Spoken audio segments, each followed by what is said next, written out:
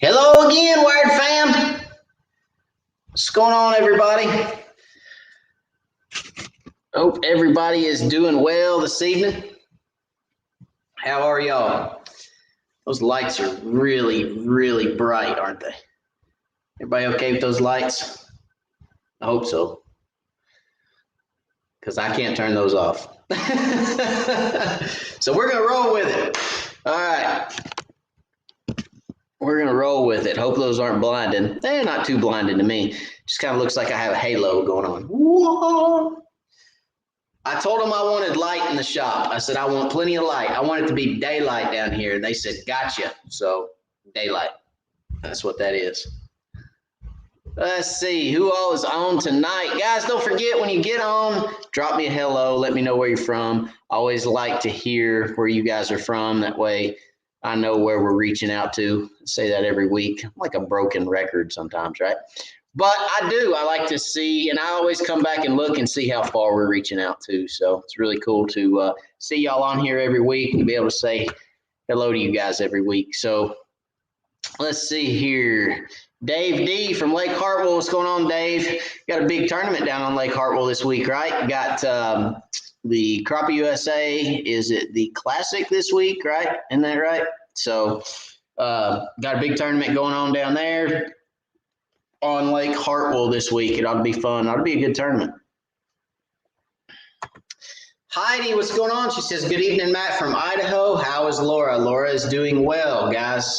Baby Wired is still not here, but he is coming soon, right? So got the coming soon sign going on the belly right now, and who knows? It could be tomorrow. It could be tonight. It could be any time. So we've got a tournament this week, East Tennessee Crappie Club. We've got a tournament Saturday on Douglas, and I'm looking forward to it. The bad thing is, you know, I'm going to be anxious and nervous as crap because Mama's going to be at home, and I don't want anything to start happening with Baby Wired and Mama while I'm on the lake. So it's going to be a little nerve-wracking. Going to be a little nerve-wracking on the water this weekend. But it'll be fine. It'll be all right. So going to be good. Going to be a good tournament. I'm looking forward to it.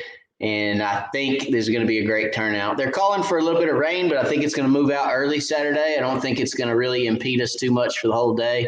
Of course, if East Tennessee Crappie Club holds a tournament, it's got to rain because that's just the way it is. I mean, it always rains. It seems like every tournament it rains. So, you know, but we'll get through it. It'll be fine. We'll get through it and we'll move on. So no big deal. Let's see. Big O, what's going on? Hello, Matt and the Wired fam from Clarks Hill Lake. Hello, hello. Paul, what's going on, my friend? Josh Sanders says, what's up from Chattanooga Electronics Shop? From the Chattanooga Electronics Shop. Josh is working on his boat. He's got his boat, I guess, in his shop. He's been working on it, doing some stuff for the tournament this weekend. So he's getting ready. Charles Davison, hello from 10 Mile. What's going on, Charles? Tom A from Pennsylvania. What's going on? Todd Pell. Hello, Todd. Jimmy Pratt. What's going on, Jimmy? Hello, hello. Scott Winkler. What's going on? From Westchester, Ohio. J.M. Rose. Hello. Daryl Corals, I'm going to get it right in a second. From Birchwood, what's going on? Robert Love, hello. Terry Gear, what's going on? Harvey T, good evening, sir. Good old Kentucky. James Hamby, Nathan Wood, what's going on, guys? Terry Gear, Matt is late, maybe having a baby. No, we weren't having a baby. I was actually trying to find everything that I needed for tonight. So one thing we're going to do tonight is I'm going to spool up some rods while we're sitting here talking because we've got a tournament this weekend. So we're going to strip some rods and then we're going to re-spool some rods. I'll show you guys kind of how I put braid onto my rods. I'm going to do one. Well, I'm not going to do a mono rod because I couldn't find my vicious 4-pound test. I'm not real sure what I did with it. I generally have more than one spool, and I can't find any of them, so I don't know what I'm going to do. Maybe it's in here. Yeah, I don't really know what I'm going to do about my vicious because it's MIA. My vicious is MIA. But that's all right. I'll find it eventually. That's what happens when you move. When you move, everything gets discombobulated. So we're going to back our rods with this slime line. This 6-pound slime line. Okay, that's what we're going to use. That's what we're going to use to back our reels, because I do back my reels before I put braid on. So we're going to back a couple reels with this, and then we're going to lay braid on them. And then we're going to tie our leader on our braid for the tournament this weekend. So we're going to get several rods rigged up, probably 3 or 4 rods rigged up, ready to rock and roll, and probably clean a couple reels. Again, I don't have my oil and things to, trying to think where it's at.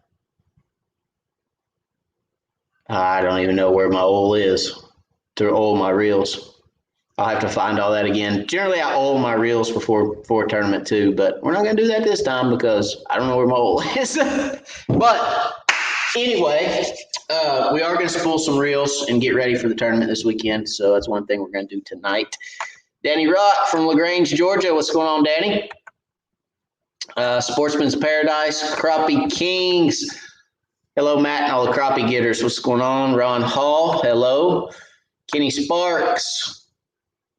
Clayton from Grouse Teat, Louisiana. Did I say that right? Is that right? Hello, hello. What's going on, Clayton? Andrew Alonzo from Oakdale, Tennessee. Hello.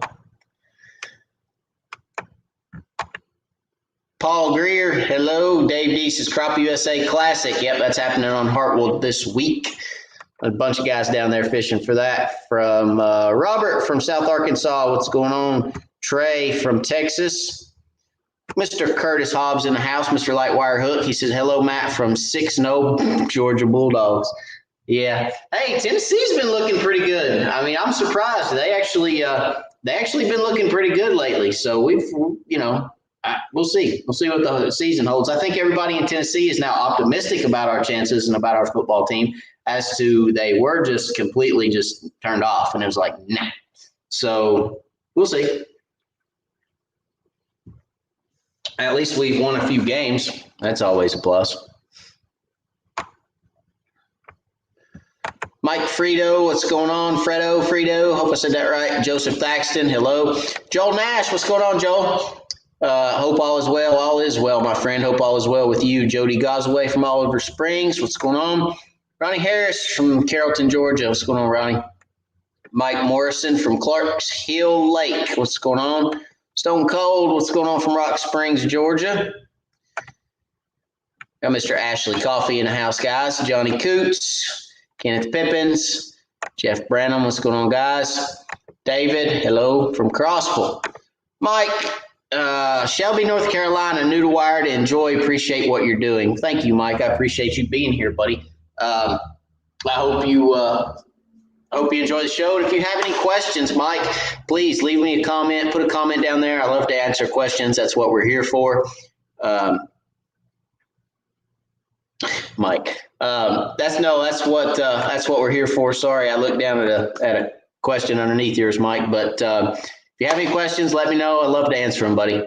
Mike Morrison said, slime line, what happened to Vicious? I said, I can't find my Vicious.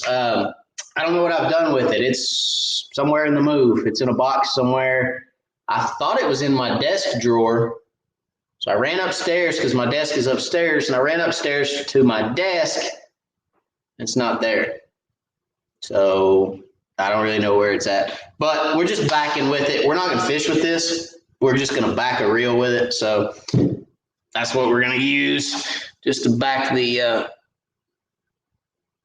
oh, here we go. Yeah, my wife, Laura, says, not sure you'll be at the tournament. Well, guess what? She is, unless Little Wire miraculously slides into home between now and the tournament, I'm going to be there.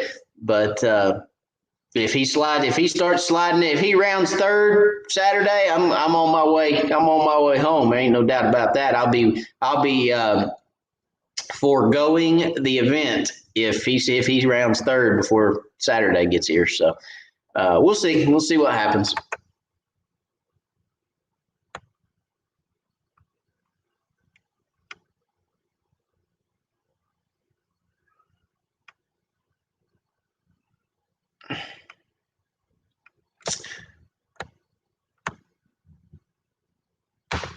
All right, Mr. Larry. He says, all right, I'll bite. I assume back means to put some cheap line as a base for the braid, but why not just put less on, not fill the reel? Oh, very good question. Very good question. I'm glad you bit, Mr. Larry. So to answer your question, Mr. Larry,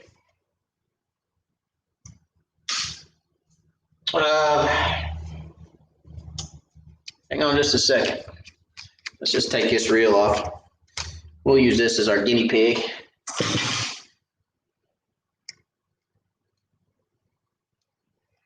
And I say we will.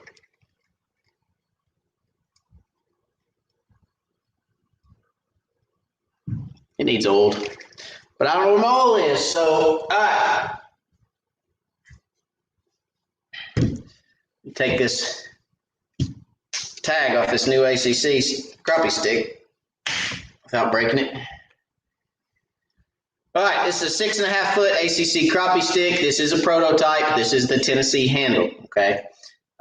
This is a super grip Tennessee handle. This is a prototype that ACC sent me to try. I have a 6.5, a 6, and a 5.5. So if anybody asks about the rod, this is a prototype, but it is a Tennessee handle. So I really like the 6-footer. I've been using the 6-footer for, I don't know, several weeks. Anyway, I really like it. And I think I like the 6.5. We're going to find out. So let me slap this reel on here. First off, just get that put on here. Okay. Okay. All right. Okay. Now, why back the reel, right? Mr. Larry asks.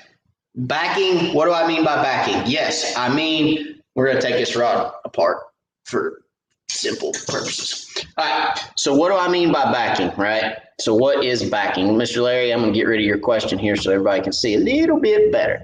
All right, so what is backing? So backing is exactly what Mr. Larry said. It is cheap line that you put on the reel underneath the braid, okay? Now, some people say go as cheap as you can. I'm not going to tell you to go as cheap as you can on your backing. Why do I not go as cheap as I can on my backing? Because if you get really, really cheap line, it won't spool onto the reel right, and it'll be like lopsided to the high side of the reel or the low side of the reel. Has anybody ever gotten really cheap line and spooled a reel and it all sits on the bottom of the spool or it all sits on the top of the spool and it just doesn't look right?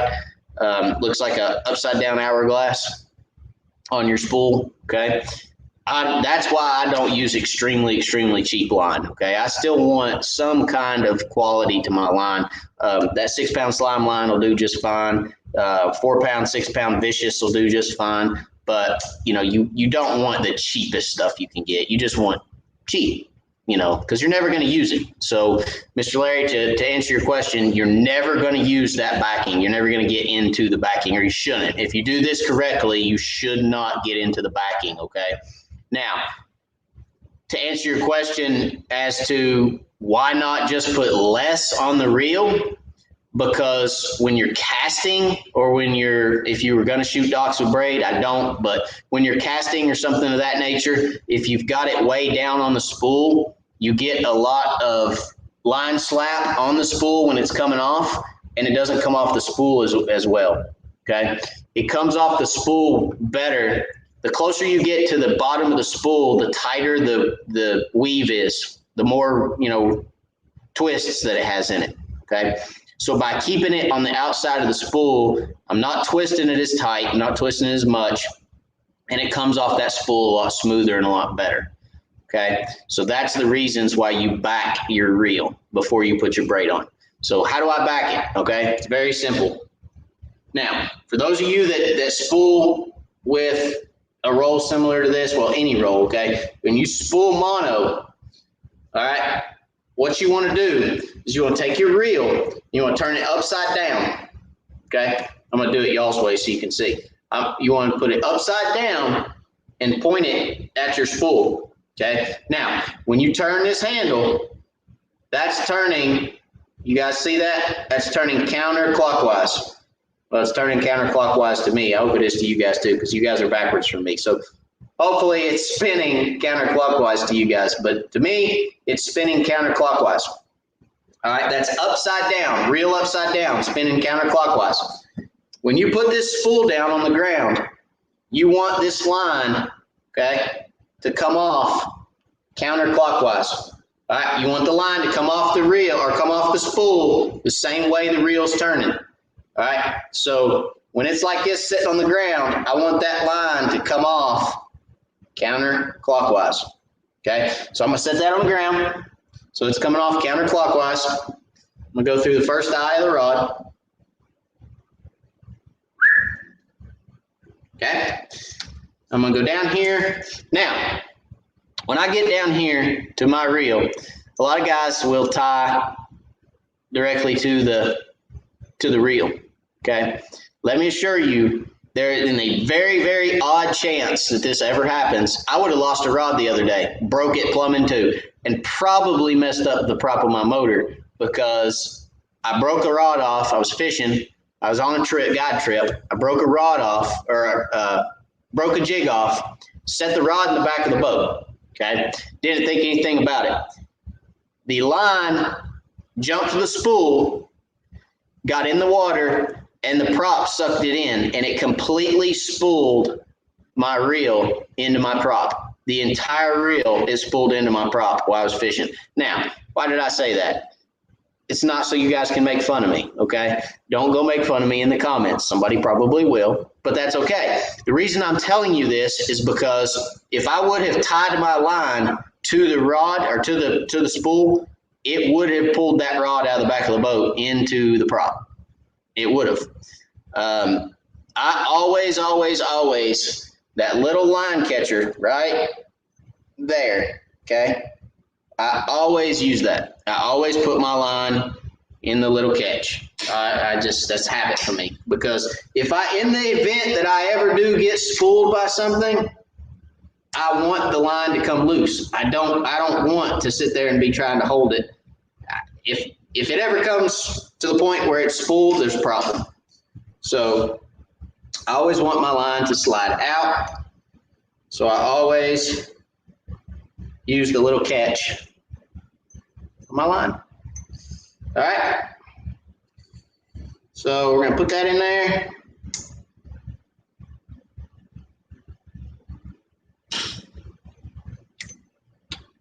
If I get it to go without breaking it.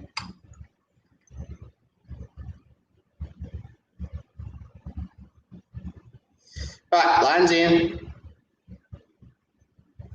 Always bite it off. Bite the tag end. All right, close the bail. Okay. Now, when you're putting line on this reel, okay, I'm gonna hold it up here so you can see it. When you're putting line on the reel, you want to, I always hold it in between my fingers. And there's another trick that I will show you guys.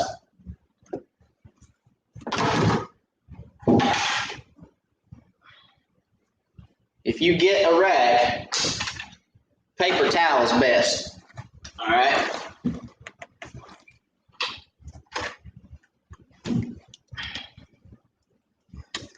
Get a rag or a paper towel. I generally use a paper towel, but we're going to use a rag for this demonstration. Get it wet. Don't pour it all over your leg like I just did, but get it good and wet, okay? And in my boat. All right. Get it good and wet. How many of you guys have ever spooled a reel, held the line in between your fingers, and when you're done, your fingers are green? They've got like a green powder on them, right? Well,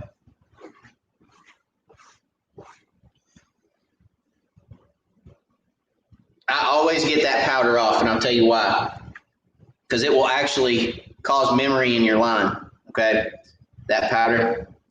So what I always do, I always like to get my line wet, and I always like to get that powder off, okay? So what I'll do, it's gonna be hard with a towel. I always get it started, okay? Crank. Get me about 6-8 rotations, okay? And I come right up here, and I just pinch that line in that towel, okay? Get good pressure on it, and just reel it right onto the spool.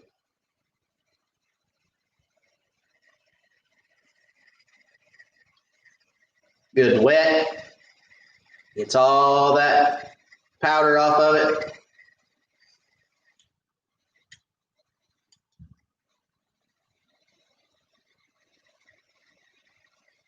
Now, how far am I going to go as far as backing this rod? I want to go about halfway, just about halfway, okay?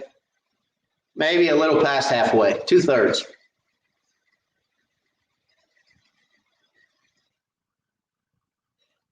Okay.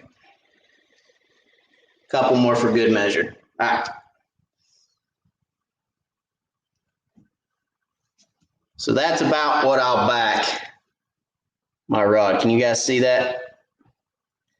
So that's about what I back with my cheap line. Okay. Let's see if you guys have any comments real quick.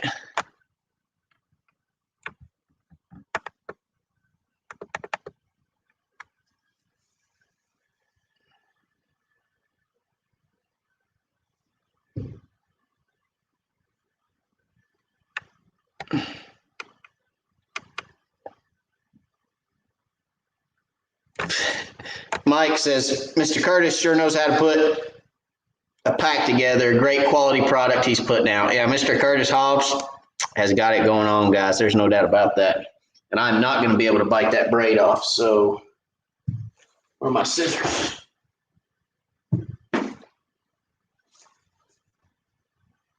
Well, my kid's been in here.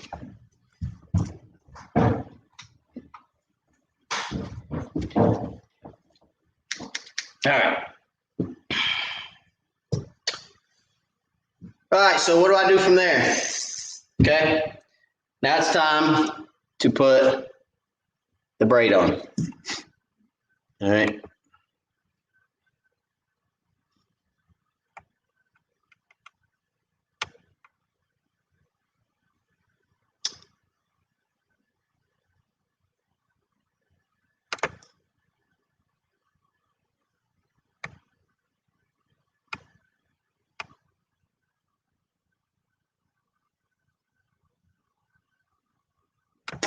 Mike Freddo, are you against shallow spool reels? No, I'm not against them.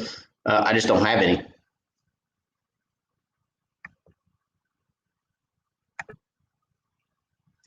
Eric, hello. Sleep said, love the new background. Yeah, it's not really a background right now. It's more or less just my basement, you know, my shop in the basement. So.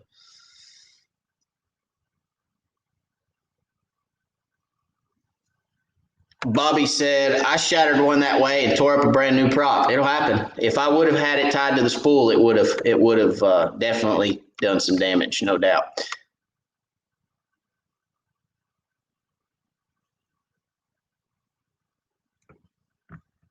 Ashley said, I honestly never knew what that triangle line catch was on reels. Well, now you know. So you learned something tonight.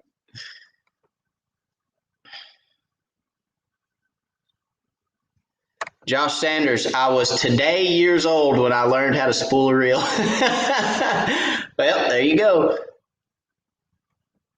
That's two. That's two that didn't know what that catch was for. Hey, we're learning. We're learning together, guys. Larry said, geez, I'd consider that much nearly full. That is not nearly full. That is absolutely not full. That's about 2/3 full.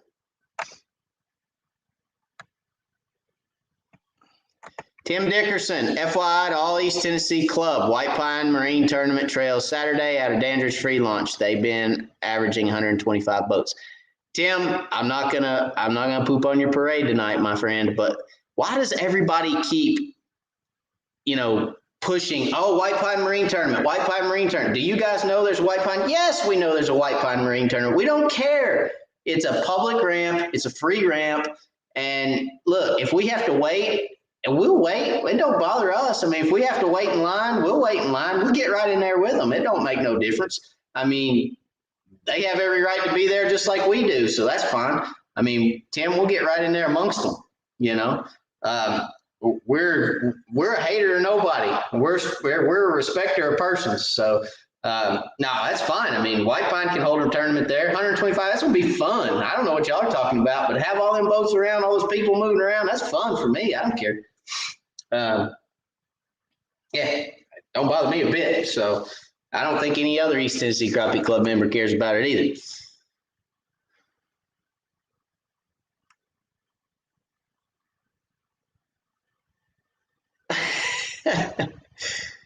Dave D's getting on to me about cutting them with my teeth. I'm telling you, you guys better watch out. All right, so quit cutting line with my teeth, and thank you, Tim, for the FYI, but that's okay. We're gonna be all right. It's gonna be all right. We're gonna have our tournament just like they are, and we're gonna roll with those punches. So I hope they don't mind us getting all limp amongst them, because that's what's gonna happen. All right. So again, I want to make sure that this is spinning off this spool counterclockwise. So we're going to set this on the ground. We're going to make sure our braid's coming off there counterclockwise, which it is. All right. So how do I tie?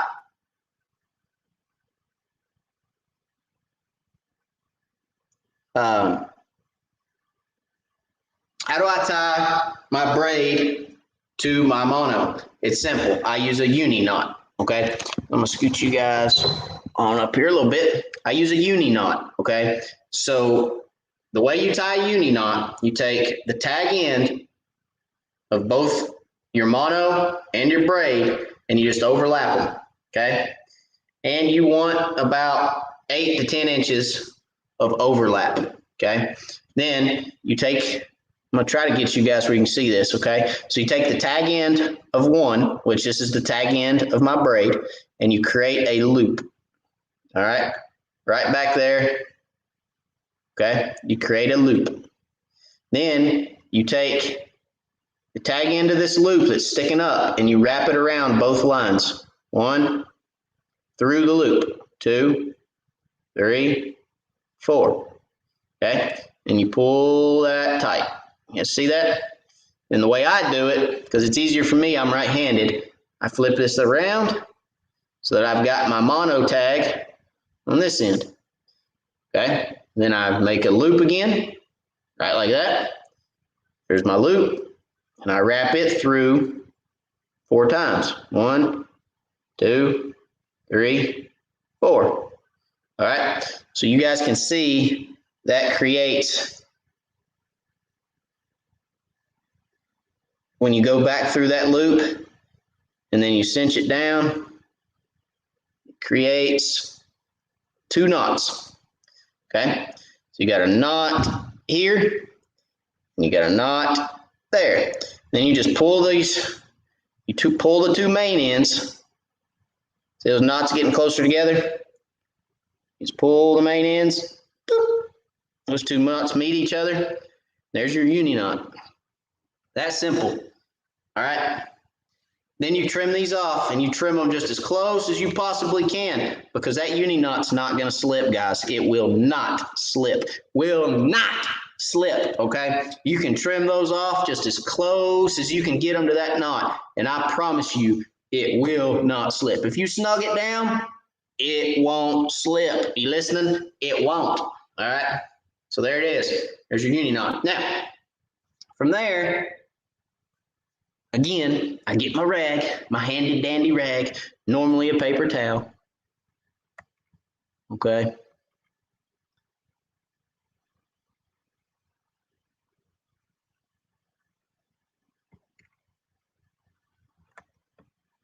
All right.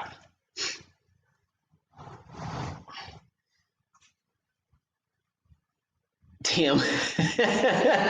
Tim said, well, stick my info where the sun don't shine.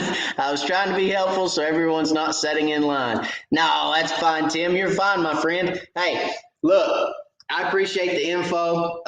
We definitely have been hit up by about 1,500 people that have told us about the White Pine tournament. And we've had several people that have called and actually said, you know, you guys can't be there. It's like, what do you mean we can't be there?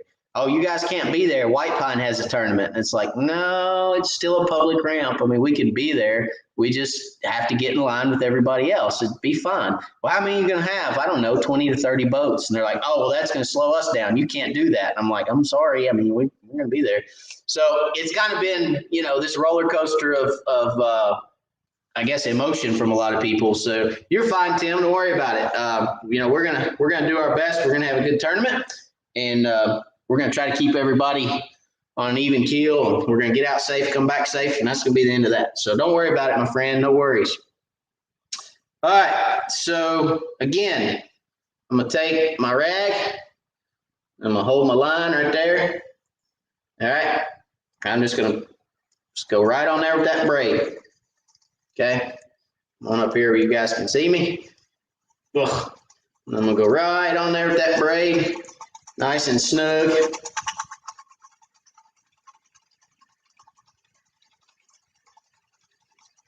Get a good full spool.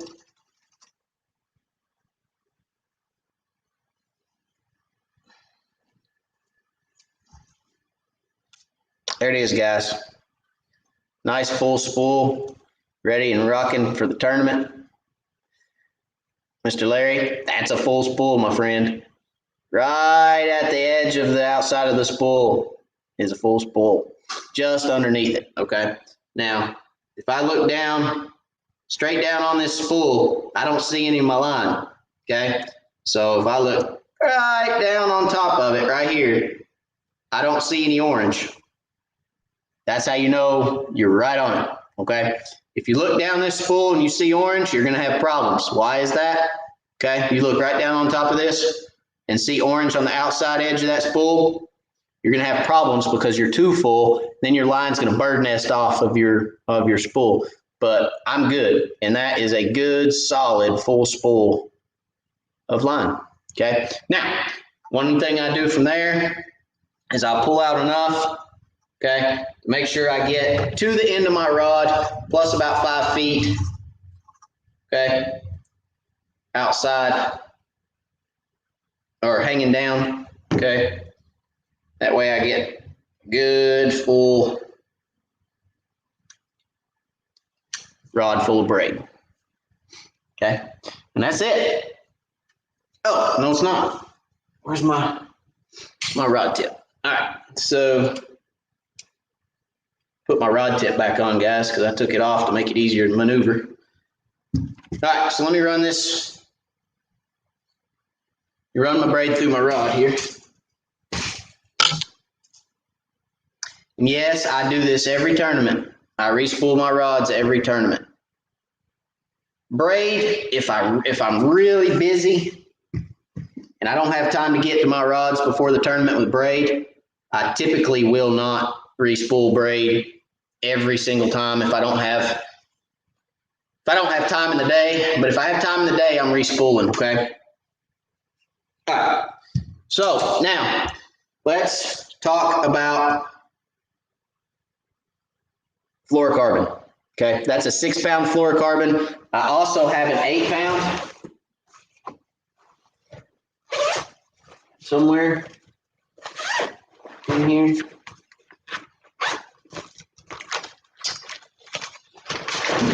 Just as sure as I say that, I won't be able to find it. Just like everything else tonight.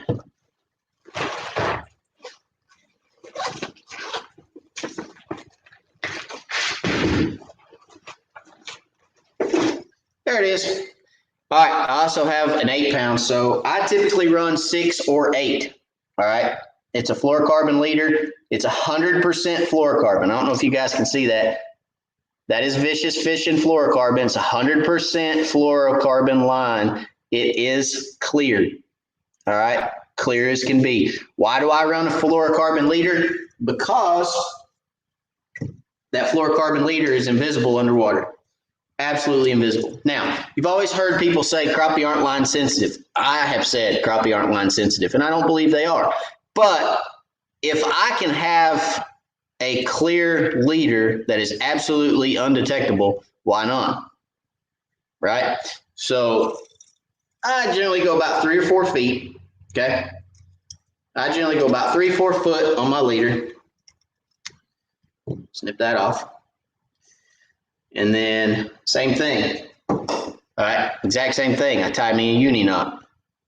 So I take about 8 inches of tag line on either end for my braid and my mono or my fluorocarbon. Create me a loop and wrap it 4 times. Go over top of both lines and through the loop. 1, 2, 3, and 4. Then snug it down, flip it over, take the other tag end, make a loop. 1,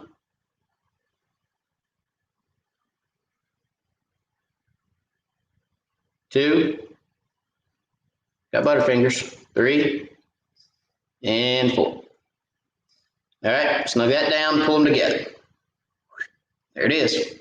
And then nip that off. Now, one thing that you will notice is that's 12-pound braid, 12-pound bonehead tackle, orange high-vis braid. That braid is going to, or the leader, that fluorocarbon leader, is going to break before the braid. 9 times out of 10, if I get hung with this setup, it breaks right there at that uni knot. All right, the fluorocarbon will give right there at that uni knot. All right. As I've told you guys before, another benefit to having this fluorocarbon leader, I don't like fishing braid in brush, especially in a tournament. Okay. The reason I don't like fishing braid in brush in a tournament is because if you get hung in brush with braid, you will literally pick the brush pile up off the bottom of the lake before you break the braid. Like you will straighten the hook out and move the brush pile, gosh knows how far, before you get that jig unhung out of that brush pile. So for that reason, again, I like having the fluorocarbon leader because it's 6 or 8 pound test and I can pop it pretty easy. It doesn't affect the brush pile quite as much. So therefore I like it. Okay. All right, we're going to put a 16th ounce jig head on here. This is a double cross jig head from Crappie Magnet. We're going to put one on this one. Okay. This is an unpainted silver jig head. We're going to tie it with a loop knot. All right. So put my fluorocarbon through my jig head, pull about 10 inches, 12 inches of leader out, tag end. Okay. I'm going to wrap it around my fingers twice. 1, 2, and then I'm going to take this jig and I'm going to go right through that loop in between my fingers. All right. Then I'm going to grab the tag end and the main line. And I'm just going to cinch this down, creating a loop. Okay. So there's your loop knot. Always, always, always, always fish with a loop knot. The only time I don't fish with a loop knot is if I'm pulling crankbaits. Any other time, or if I'm slip floating, I'll tie a fisherman's knot if I'm slip floating. All right, so that's it. I was ready to rock and roll. Okay. Everybody's going to say, well, wait a minute. Are you going to put a jig on there? Yeah, I will, but I'm not going to show all these guys what color yet. All right. So 1 rod down. Okay. That was done. All right. And then rinse and repeat, right? Rinse, lather, repeat. Or lather, rinse, repeat. Excuse me. I said that wrong. All right. So that's it. That's how I do That's how I back rods, tie mono to braid, and then braid to fluorocarbon.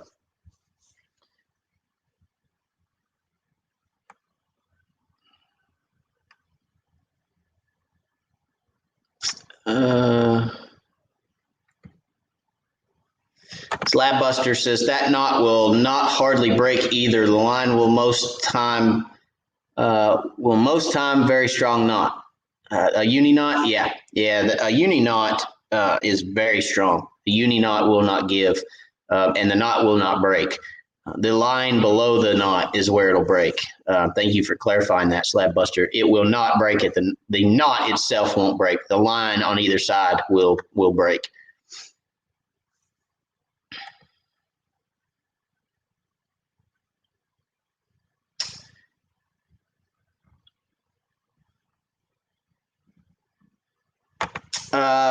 Clayton, what brand and size braid do you prefer? I prefer the B-Power from Bonehead Tackle. It is a 12-pound braid with a 4-pound diameter, and I prefer it in orange. Okay. Danny Rock, thank you, Danny, for the super chat. I appreciate it, my friend. Guys, if you don't know what a super chat is, it's a way for you guys to give back to this channel. Help me stay on the water, making good content and good information for you guys. It's a blessing to the channel. It goes right back into fishing and helping keep me out there. So I appreciate it very much. Thank you, Danny. Guys, if you want to give a super chat, right down below your comment section, there's a little dollar symbol. You click on that and YouTube will walk you through how to give a super chat. Okay. So thank you, Danny. I appreciate it.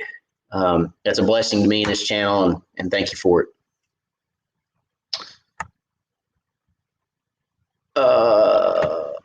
Stone Cold says, how many rods do you set up for a typical tourney? A typical tournament, I'll set up maybe 4, 5. I typically, depending on what we're doing, okay? If I know we're going and fishing docks, let's say I know we're going to go fish docks all day, then I'll have 3 6-footers and a 6.5-footer. Because my 6-footers are my dock rods and my 6.5s are my brush rods, and vice versa. So let's say I know we're going to fish brush most of the time, then I will have 3 6.5s and 1 6-footer, just in case we shoot a dock or something. I've got my 6-footer there. Now let's say we're going to go float and fly. That's a whole different ball game. I'll have 1 rod to float and fly with. Generally an 8-footer is what I float and fly with. And then I'll have probably 2 6.5s for brush, and I'll probably have a 6-foot with me just in case we shoot a dock. So it just depends on kind of how the lake's setting up, what I find in practice as far as what all I'm going to set up and what I'm going to take as far as how we're fishing, how we plan to fish. Obviously, if we're trolling, if it's a trolling bite and we need to be trolling to catch those bigger fish, then we're setting up 8 rods because we're going to troll 8 rods. That's the max you can troll in a tournament, and we would troll that many rods. So, it just depends. But if I'm, just say my typical tournament, okay, I'm typically setting up 4 rods. A mixture of different stuff depending on the way we're going to fish, but generally 4. One thing I'll add is all of my dock shooting rods are straight mono. I don't use any braid to shoot docks. So all of my dock shooting rods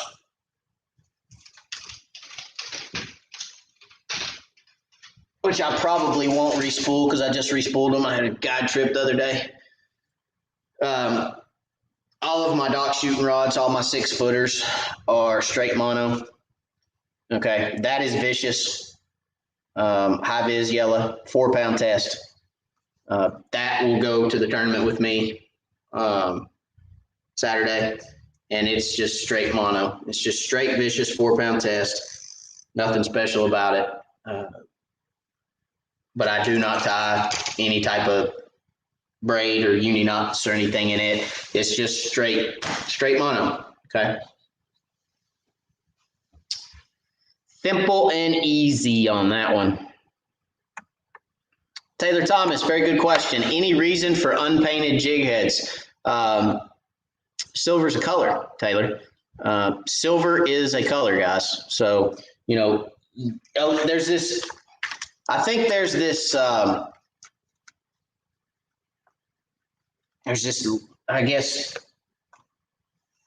unspoken, you know, thought between anglers that an unpainted jig head is no good because it's unpainted. Well, I believe that's the opposite, okay? Silver is a color, all right? Shad or silver. A lot of bait fish are silver. Most all bait fish are silver or have silver on them, right? So, you know, unpainted, where it sounds like it's missing something, it's really not. And, you know, I think maybe Curtis Hobbs can, maybe Mr. Curtis can help me change this this thought process, but maybe we should just call them natural or silver or natural silver. Hey, there you go, Curtis. Call all your unpainted, instead of calling them unpainted jig heads, call them natural silver. Then you can charge more for them because it sounds like they're supposed to be that way, right? So you can charge more for them, right? But no, honestly, I believe silver is a color. And I fish with an unpainted jig head, a natural silver. I'm going to start calling them natural silver. We'll see if this takes. This will be in Webster's at some point, right? So I'm going to start calling natural silver. I fish with a natural silver jig head all the time, guys. I'll tell you what, if you look at my box right here, this is my tournament box. This is what I take to the tournament, okay? You can look and see. Let's do this without spilling them. All right, I got to get rid of your comment here, Taylor. Let's do this. There we go. All right, where are you guys at? So there's unpainted jig heads. There's unpainted jig heads. There's unpainted jig heads. I mean, I've got all kinds of unpainted jig heads in this box. All right. That's my tournament box. Okay. So, you know, natural silver. We're going to call it natural silver. Remember that. But that's a color too. Silver is a color too.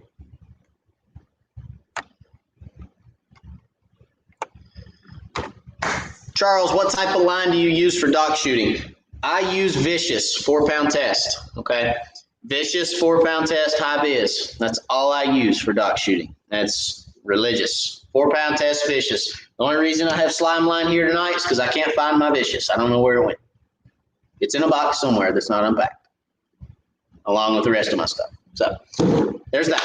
But Vicious 4-pound test is what I shoot docks with. Always 4-pound test, Charles, because I'm trying to get that thin diameter, because that thin diameter will come off the spool better. Okay. The thinner the line, the thinner the diameter, the more distance you're going to get on each shoot or shot. You know, if you go up to a bulkier line, like a 6 or an 8-pound test, it doesn't come off as easy, doesn't come off as smooth, and you lose distance. So 4-pound Vicious for me always.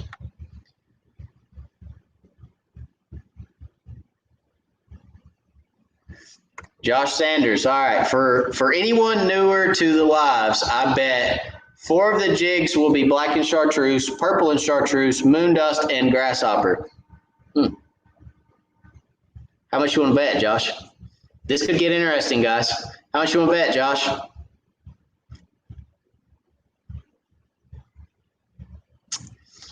I may or may not have a trick up my sleeve. Come on now. I'm still a tournament fisherman.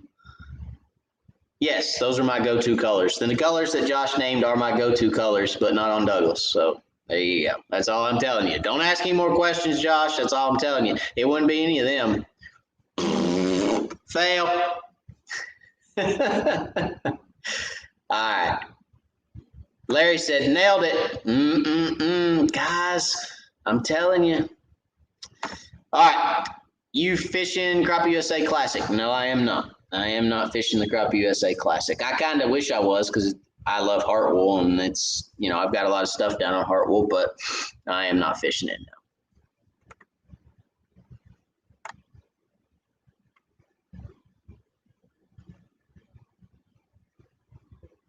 Joseph Thaxton, man, you guys are thinking wrong tonight. Man, I like it. You guys are thinking wrong. I'm going to keep you guys on your toes. I'm going to keep you guys on your toes. I'll tell you after the tournament.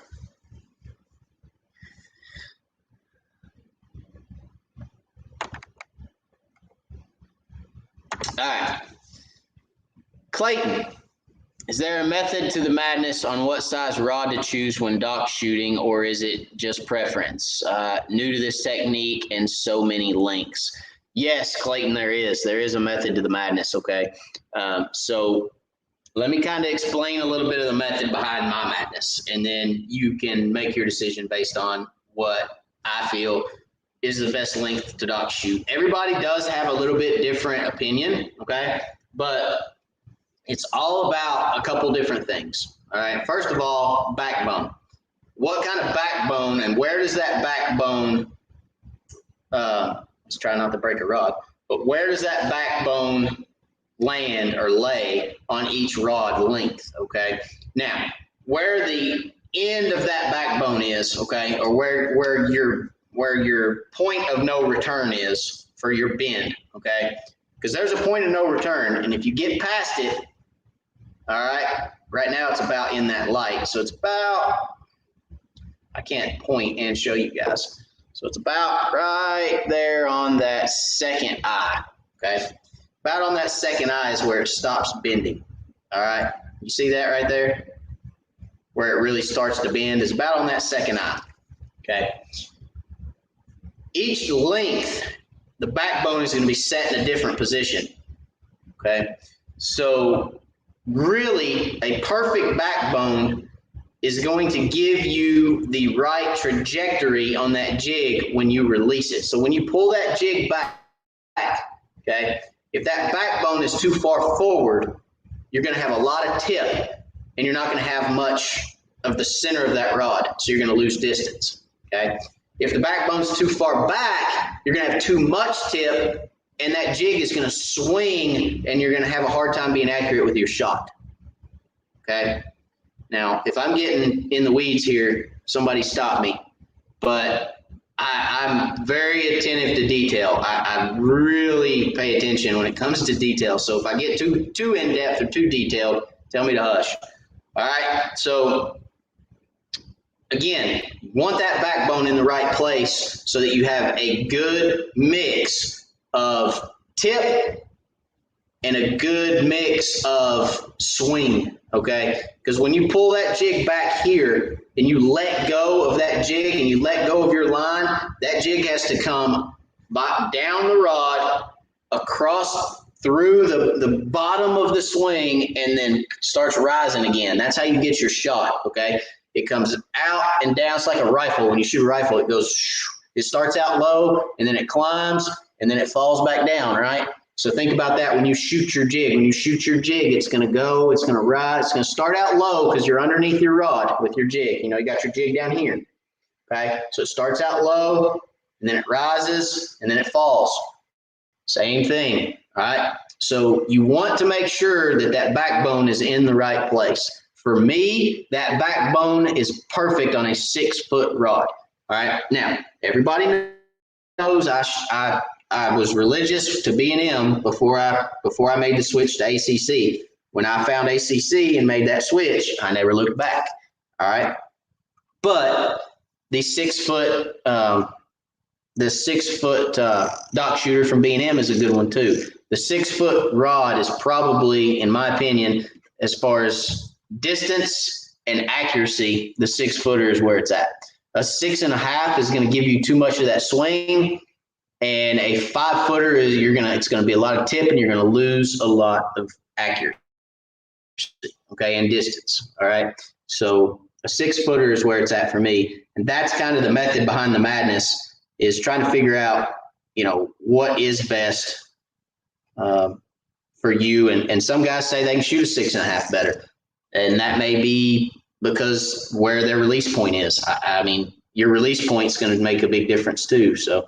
And if you stand up in the boat, sit down in the boat, kind of what angle you're shooting at makes a big difference, all those different things. So it's kind of a conglomeration, but try a 6-footer. I don't think you'll be disappointed.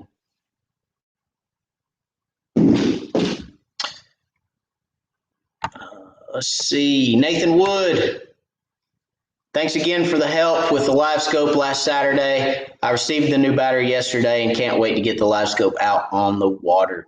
Thank you, Nathan. I appreciate the super chat, buddy. Thank you very much. It was a pleasure meeting you guys. Nathan came down and I put a live scope in a portable bag for him. I do installs as well, electronic installs. I do portable units like Nathan had. I put it in a Summit mount portable bag for him, and then I also install in boats. So if you want any information on that, my website, www.wiredforcrappie.com, you can go there. You can get all my information, send me an email. I do electronics installs by quote because, you know, depends on what all you want in the boat as far as what it's going to cost. You know, what mounts do you want? What you want a fishing specialties pole, or do you want to put it on your trolling motor? You know, how do you want to set up? So all that's by quote only. You can contact me and I can get you any quotes over if you want an electronics install, but all that goes through wiredforcrappie.com, guys. So Nathan, I appreciate you. It was a pleasure meeting you and your wife. Glad you guys got to come down and see the shop, see me, and hang out for a little while we got your live scope set up. So glad you got your new battery. Don't forget to send me some pics, man. Don't forget to send me some pics when you start catching fish on that live scope. I want to see it. And again, I appreciate you, buddy. Thank you for the super chat.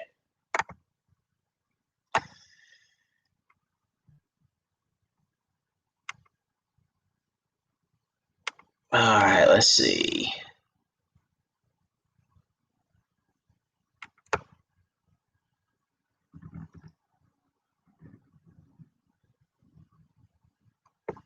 Jimmy Pratt said, Douglas is a clear lake, Josh. It changes the color some. So one thing that I've learned about Douglas Lake, guys, is the fish on Douglas can be a little picky, but they're always willing to bite one color and one type of bait. And I'm not going to elaborate on that today, but I will elaborate on that later. But I guarantee you I will be using it. And no, it's none of the ones that you named. Just FYI. They can be finicky a little. All right. So again, this is a dock shooting rod. All right. 4-pound test, vicious line. Yeah, I'm biting it with my teeth. Don't yell at me. Always, always, always 32nd ounce jig. Always. If I have a dock shooting rod in the boat, it's always got a 32nd ounce jig on it. Why is that? Because that's the one that shoots the best, and that's the one that skips the best, and that's the one that falls the slowest. All right. Now, a 64th would fall slower, but you're not going to get the distance on it on your shots because it's so light. Okay. But always, always, always. Oh, that was a horrible loop knot. Bite that off and do that again. That's horrible. 32nd ounce jig always on my dock shooting rods, okay? Generally, again, that's a double cross jig head from Crappie Magnet. Generally, a chartreuse is what I go with, just because I like a bright chartreuse head when I'm shooting under docks, because what are you shooting into? Shade. You're shooting in the shade. So I want a bright head that's going to grab that fish's attention when it starts falling down in the water, because the head's going to be what falls first, right? So he's going to look up and he's going to see that head first, and I want that chartreuse head to where he goes, I do say, hey, boo-boo, I see a pick-a-nick-a basket. All right, so there we go. 32nd ounce head. That one's done. Check the drag. Pretty good for a whale, but that's okay. We're snatching and grabbing. There's two. Where did I set my new one? There it is. All right. So there's two of them down. Two more to go.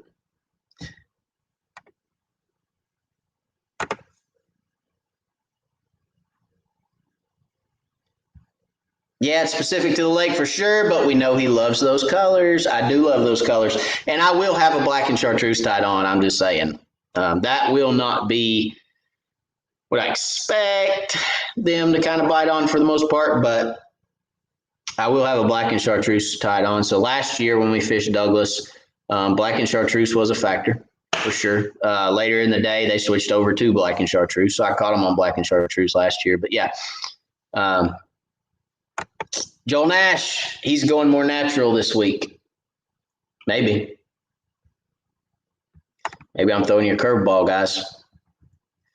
This is going to be good because we're going to talk about this next week for sure.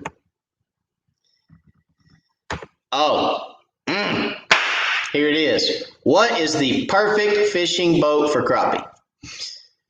Yikes. Oh, that's such a big question. It just depends. I know that's not the answer you wanted to hear. You wanted to hear it's this one. But do you troll? Do you like shooting docks? Do you fish brush most of the time? How do you like to fish, right? What's your preferred way to fish? So if you troll and, well, okay, take me for instance. Let me just tell you what I think. All right, what I feel. I like to troll. I like to pull planer boards. I like to pull crankbaits. I'm well-rounded, I guess, kind of. So I like to do it all. I like to fish brush. I like to shoot docks. I like to fish bridges. I like fishing open water. I like fishing shallow. I fish any way I can to catch a crappie. So for me, this boat I'm sitting in right here, this is my Ranger 690 VS, okay? It's a 1996 model, and it's a deep V boat, and I absolutely love it. I would not change it for anything in the world. I'm going to be sad if and when anything ever happens to this boat, and I'll tell you why, because I love it. I absolutely love it. I can pull crankbaits out of it. It's comfortable. Seats are up out of the floor. I've got leg room. My knees aren't beating up against the dash. I'm not sitting on the floor. I'm sitting in a pedestal seat all the time. It's just comfortable. Right? And that's what crappie fishing is, guys. Crappie fishing is it's lazy man's fishing. It's comfy. It's just cozy and warm and cuddly and all these different adjectives that are weird that you shouldn't say live, but I'm saying them anyway because I'm weird like that. But, to me, the perfect boat is one that you can be well-rounded in, okay? That you can do it all in. You can troll. You can pull planer boards, crankbaits, long line troll. You can spider rig, which I don't spider rig anymore, but I could if I wanted to. You can fish open water without the wind blowing you around everywhere. How many of you guys fish out of a 16, 17 foot aluminum bass tracker that if the wind blows 5 miles an hour, it's like, gosh, stop. That's hard to deal with sometimes. I mean, tournament day, you get what you're dealt. All right. And if there's 15 mile an hour winds and you're trying to fish out in the middle of the lake and you're getting beat to death by wind, then yeah, it's nice to have a heavy boat. It really is. Now, when you go to the lake and get stuck on a sandbar, it's not nice to have a heavy boat anymore. But, it's, a trade-off. Everything's a trade-off. And, it's not nice when I go to the gas pump. Let me just say this. When you guys with your bass tracker go to the gas pump and you put $50 in your boat, well, it doesn't even take 50 to fill yours up. Because I used to have a bass tracker PT 185 before I had this boat. So, you guys go to the gas station and it takes 30 to fill yours up. 30 is a trip for me. One trip, a trip. Okay, $30 is a trip. I run a 150 Johnson Fast Strike that goes, you turn that key and it goes, yum, yummy, and it does not like to be fuel efficient at all. But that's a trade-off, right? And it's because my boat's so heavy and I've got a bigger motor. You guys are running 50s and $30 lasts you 2 months worth of fishing. So, it just depends on what you're looking for as far as what the perfect boat is for you. There's so many different things to think about. Again, fuel efficiency. That's a big one. I could put a 4-stroke on the back of my boat and get better fuel mileage. Yes, I could. I'm running a 2-stroke and it sucks fuel, but that's okay. I love the smell of a 2-stroke. All right. I love turning the key in the morning when I get to the ramp and just smell it. I mean, this is getting weird, right? This is getting weird. All these weird adjectives and all this weird stuff. Let's move on. All right. So it depends on how you like to fish and what boat is good for you. So There is no such thing as a perfect boat, and all around, it's what's perfect for you and the way you like to fish. And that's different for everybody. I'm probably going to tie on the Jimmy Pratt special on one jig. I don't know what that is, but go for it. Whatever the Jimmy Pratt special is, I'm not sure. Mike Morrison said, my money is on moon dust. Well, Mike, you'd be losing too. We're going to go through all the colors. Well, actually, we could probably sit here and go through most all of them. You guys probably still wouldn't get it, but unless they're deep, then blood moon. That's actually not a bad guess. That's actually not a bad guess at all, Mike. Generally, when they go deep, I do switch over to a blood moon because something about red and deep water that they like. But nope, it won't be blood moon either. All right. Jayhawk, very good question right here from Jayhawk. Does size of reel help with dock shooting? Yes, size of reel helps with dock shooting, guys. Very much so. Okay, if you get a rod.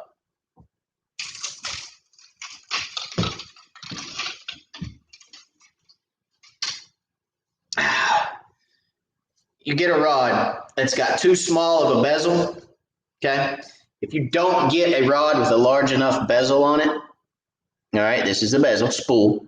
You get a reel with a spool that's too small, and again, your line twists on there tighter, all right? So you get more curl, more memory in your mono, all right? You want something with a larger bezel, okay, but you don't want a big reel. Because a big reel is going to kind of impede. It's going to feel really weird, and it's going to kind of impede you as well because it's just going to be so big that it feels weird. So you need something with a good bezel on it, all right, but still is compact.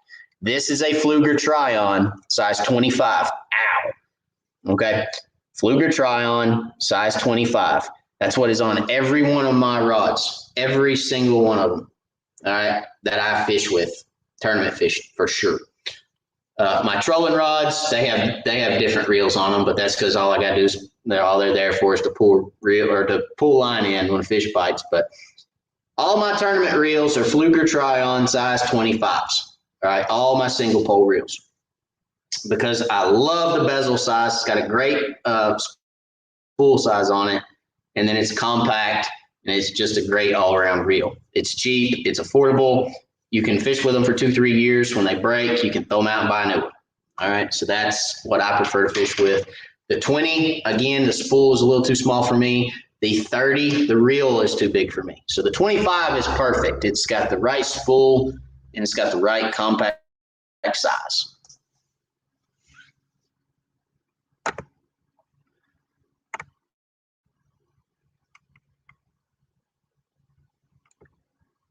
Terry Gear, I think Joel Nash will be hard to beat this week. Joel is a good fisherman. There is no doubt about it. Joel is a good fisherman. He can fish. There's no doubt. And he will compete and he will be hard to beat. There's no doubt about it. But we're going for a sole purpose. And that sole purpose is to finish first. Now, we did not finish first in the last one, but that's how we start the year out. It always is. I mean, we started that way last year, finished second by this much. You know, we finished second by this much. You know, we actually tied for the lead and just got beat by a big fish. But how many times crappie tournament do you actually tie on the actual weight, same weight? It's like, golly. So anyway, but no, Joel will be tough. Joel's a good fisherman for sure. So it will be tough.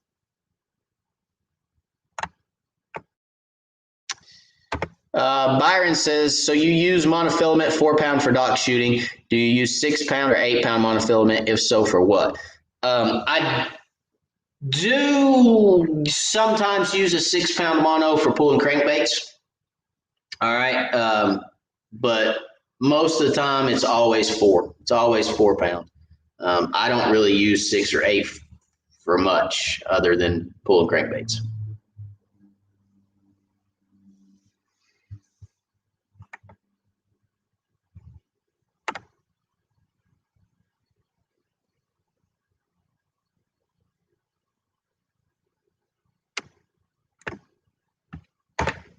Joel says, have you ever heard anything about the Javelin 320A boats, open hull boat like yours? I haven't. I hadn't heard a whole lot about them. I can't say that I have, But if they're open like this one, I mean, that's what I like about this one so much. It's just open. The floor's open. I can have my kids in here and I feel safe. I've got 12 inches of uh, beam height over the deck on the front deck. And, you know, I feel safe in it. My kids, I feel like they're safe in it. And it handles rough water extremely, extremely well. So, but no, I hadn't heard much about the javelins.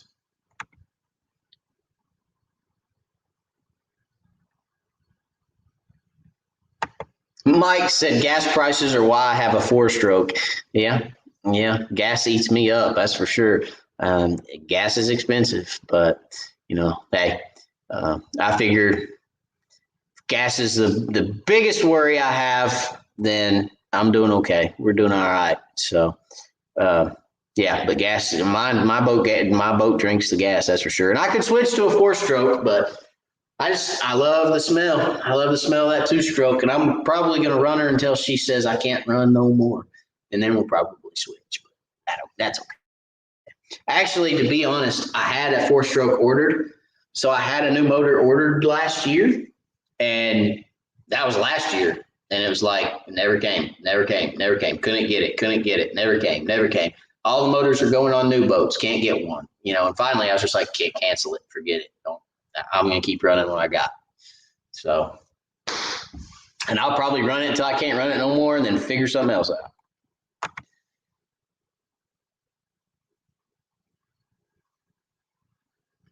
Jimmy said a real minnow. No. There's an artificial bait that they prefer, but yeah. I'll probably have minnows with us. We'll probably have some minnows with us just because we always do. I mean, if you're in a tournament, you need them, right? Purple and red and clear body. Nope. You guys got some pretty good guesses, but that ain't it. That ain't it. Faux show.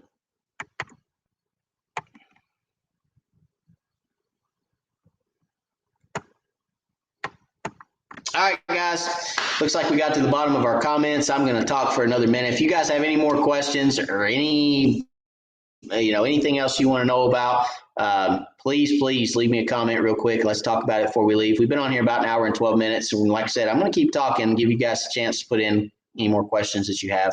But let's see what else coming up. Wired house. We're moved into the wired house. Obviously, we got the new shop. We're getting ready to start putting some 2x on the wall and some pegboard on the wall. We're trying to get everything situated, and you know everything's getting full quick. So we're trying to get everything situated there. Once I get that situated and I can start getting stuff on the wall, I'm going to do that. Trying to get all the kids' rooms and everything situated. So got to get mama happy before I do the shop.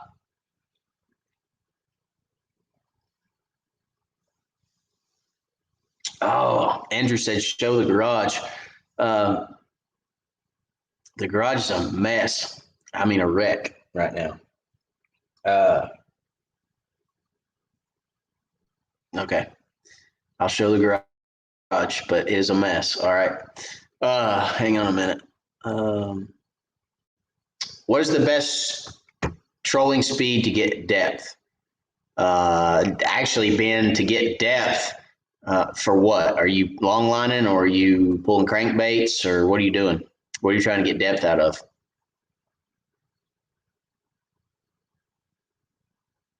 Joseph said, if you want to win, sorry guys, some people.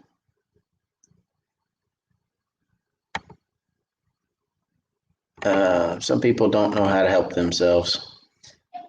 My moderators will get them. All right, so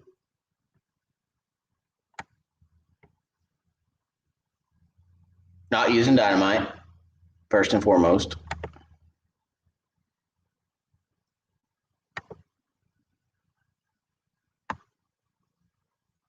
What in the world?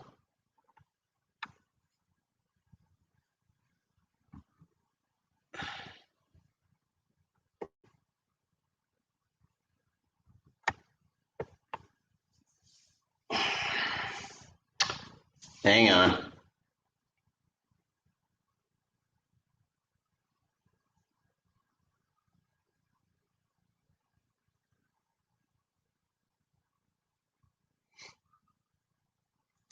All right, so Byron, do you do the East Tennessee Fishing Show and Expo? Yes. For several years, we've actually had a booth. East Tennessee Crappie Club has had a booth at the Expo. For the last year we did not, and then they canceled the year prior or the year after that. So I guess last year they canceled the show and they did it online. They did an online deal, and then the year before that.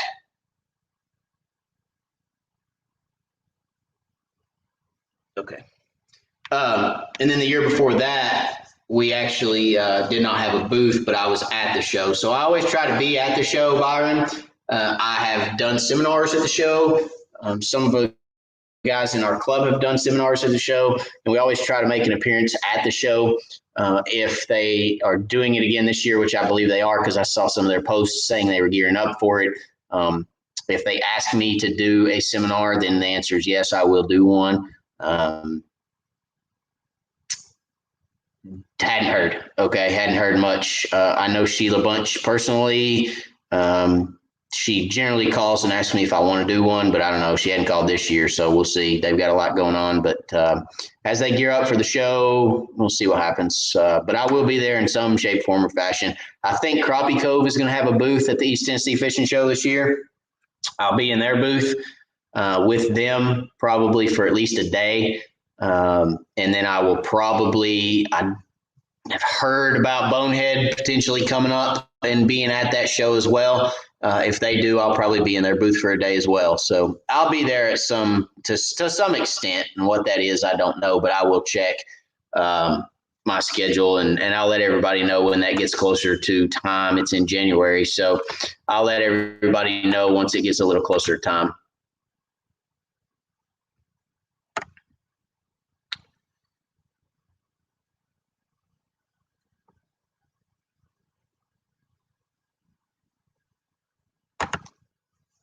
Adam, white and pearl. White is the color. Nope. I'm eliminating some for you, though.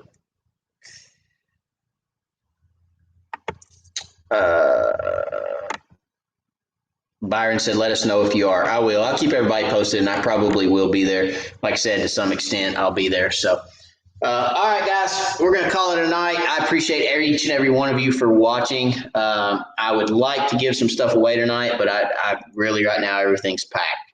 Everything I have is packed away, so I've got to get everything back out. I don't want to actually, I've got a wired for crappie order off the website for some merchandise that I have to get out, that I have to dig the merchandise out. Need to do that tonight so that I can get it all out. But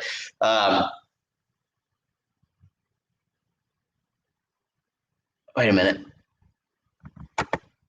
A lot of good information, fun conversation. Thank you, Danny. I appreciate it. Tom A., would you actually tell us if someone guesses right? Sure would. Next Wednesday. No, if somebody would have guessed it right tonight, I would have said it for sure. Yeah. I mean, if somebody would have guessed it right, I would have been like, yeah, that's it. You got me. I don't have any problem telling you that. I mean, if you guess it, I'm gonna give it to you. But if you don't guess it, I ain't gonna give it to you. No. I mean, I'm not gonna lie to you guys. No way. No, absolutely not. If somebody were to guess it, then I'd own up to it. Yeah. I'm not going to forego the information, but if you guess it, I'll give it to you. As a matter of fact,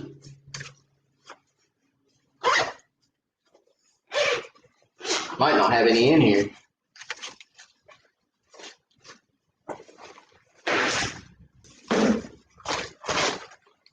Might have to get some.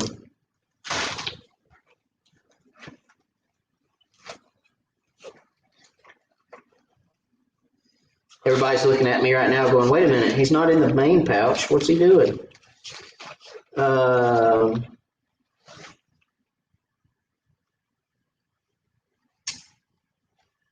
don't have any. Thank y'all. Because I'm going to have to go get some and put them in my tournament bag.